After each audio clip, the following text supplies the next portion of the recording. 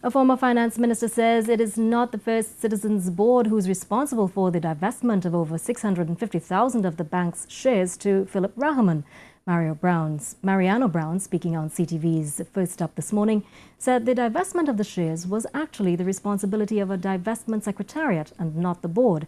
But as Soini Gray explains in this report, the board has some work to do to clear its name in this matter.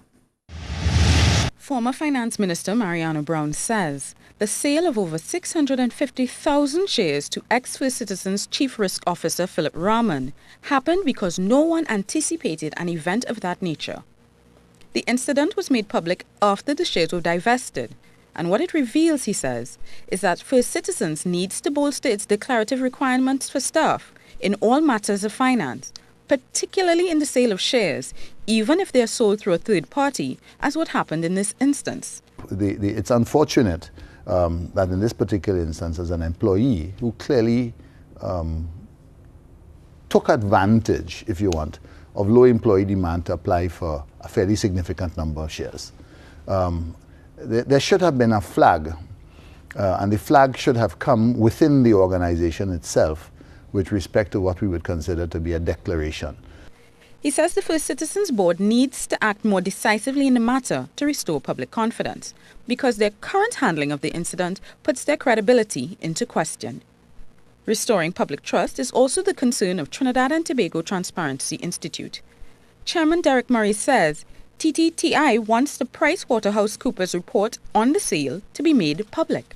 We need to ensure that there's confidence, because an integral part of development is public ownership of shares and major companies. And therefore, we need to know that the process is open, fair. Mr. Murray says First Citizens is accountable to the public, and the bank needs to make its actions in this matter very clear. Soini Gray, C News. And former Finance Minister Mariano Brown says Chairman of the Trinidad and Tobago Stock Exchange, Subhas Ramkalawan, should resign over the sale of shares to First Citizens' former Chief Risk Officer Philip Rahman. He says even if nothing illegal happened, trust has been breached, so he should step down. If it is clear that you've been party to a sharp practice or one that is questionable, then your tenure becomes doubtful.